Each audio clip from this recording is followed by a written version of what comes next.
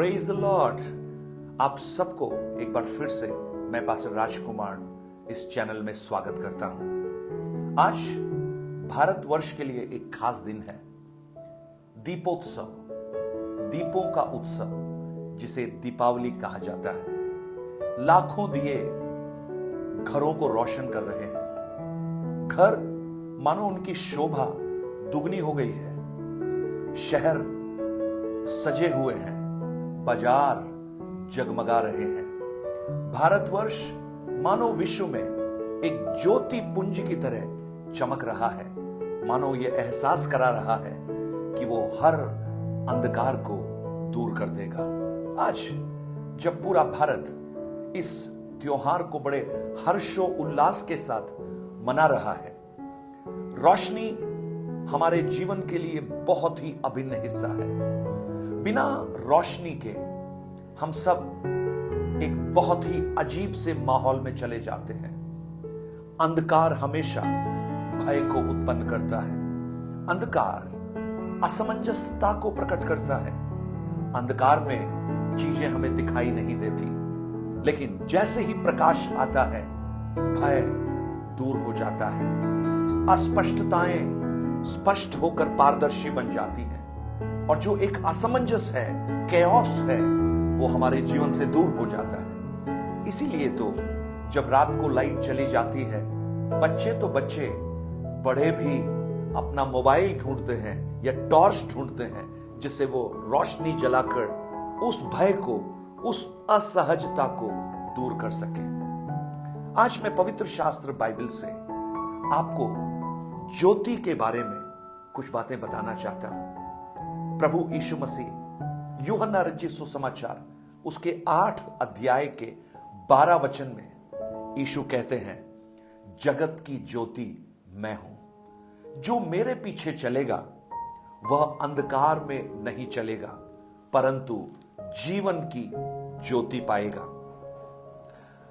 Feast of tabernacle, मंडपों के पर्व के ठीक उस समय प्रभु यीशु इस कथन को यहूदियों के सामने रख रहे हैं।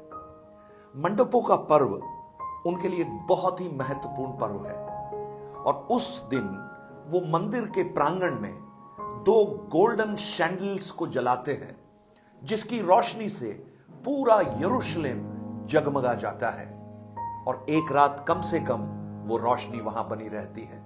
और उस समय प्रभु यीशु कहते हैं, मैं जगत की ज्योति हूं। मानो यीशु उन्हें यह समझाने की कोशिश कर रहे हैं कि जब तुम मिस्र देश से निकलकर, उस गुलामी से निकलकर आ रहे थे और तुम उस रेगिस्तान में भटक रहे थे, उस समय मैं दिन में बादल का खंबा बनकर और रात को आग का खंबा बनकर परमेश्वर उनकी सुरक्षा कर रहा था। परमेश्वर ने उन्हें हटाया नहीं। निर्गमन की पुस्तक 13 अध्याय 21 और 22 वचन में हम उस बात को पढ़ सकते हैं। निर्गमन 13 अध्याय उसका 21 और 22। और यहोवा परमेश्वर ने उन्हें दिन को मार्ग दिखाने के लिए मेघ का खंबा और रात को उजियाला देने के लिए आग के खंबे में होकर उनके आगे आगे चलता था, जिससे वे रात और दिन दोनों चल सके।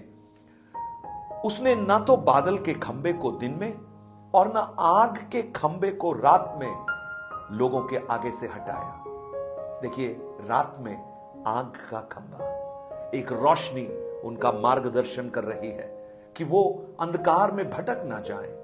दिन में जब असहनीय धूप होने लगती है, परमेश्वर बादल का खंबा बनकर उनकी सुरक्षा कर रहे हैं।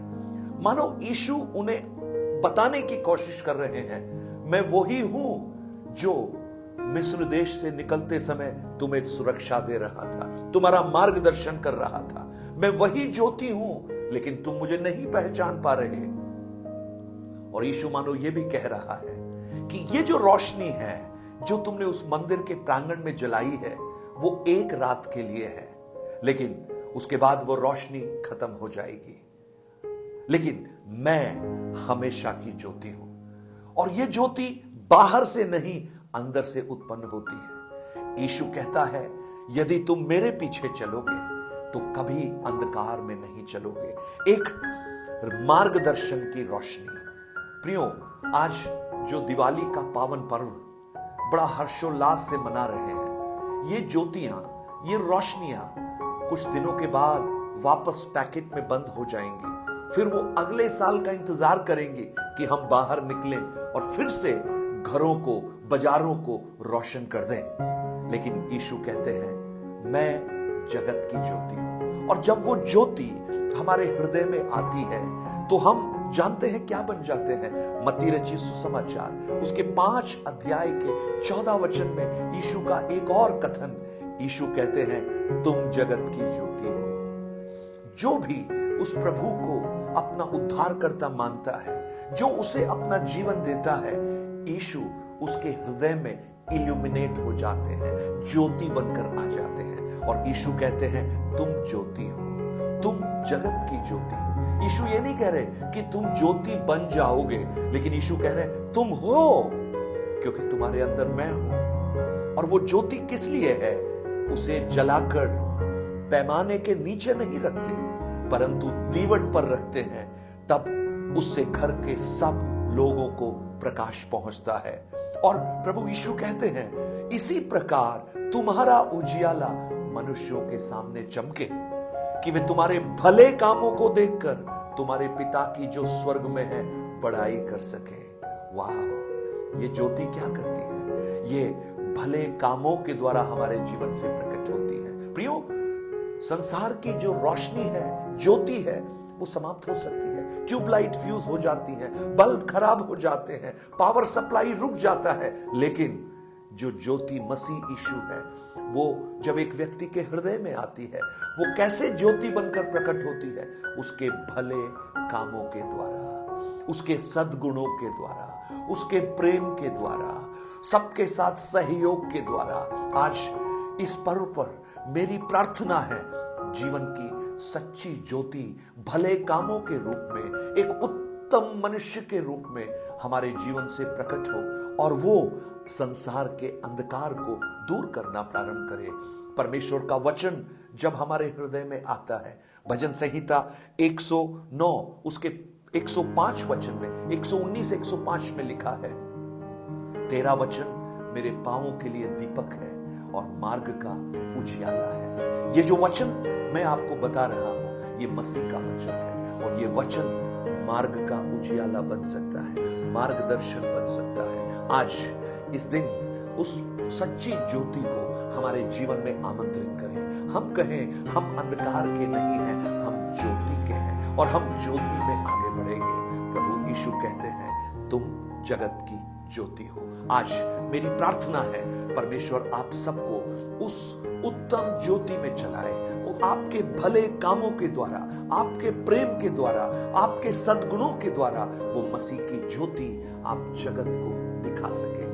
आइए हम मिलकर प्रार्थना करें। आज मैं कुछ ऐसे प्रिय भाई बहनों के लिए प्रार्थना कर रहा हूं जो अपने जीवन को अंधकार में समझ रहे हैं, उनके लिए कोई मार्गदर्शन दिखाई नहीं दे रहा, लेकिन आज मैं आपको कहता हूं, वो मसीह जो जगत की ज्योति है, उसका वचन जो पांवों का दीपक है, वो आपके लिए एक मार्गदर्शन बनकर आए। स्वर्गीय पिता, आज हम प्रार्थना करते हैं, दीपों के इस पर्व पर वास्तविक ज्योति जो मसीह है वो हरेक के हृदय में प्रकट हो जाए। प्रभु, उनके भले काम, उनके सद्गुण, उनके अच्छे विचारों के द्वारा ये समाज रोशन हो जाए प्रभु, और वास्तव में वो ज्योति कभी समाप्त नहीं होगी। प्रभु, मैं कुछ ऐसे प्रिय भाई बहनों के लिए जो अपने जीवन को अंधकार में समझ रहे हैं, उनको कोई मार्गदर्शन दिखाई नहीं दे रहा, मेरी प्रार्थना है आप उनके जीवन में मार्गदर्शन बनकर आइए, आपका वचन उनके जीवन को रोशनी कर दे प्रभु,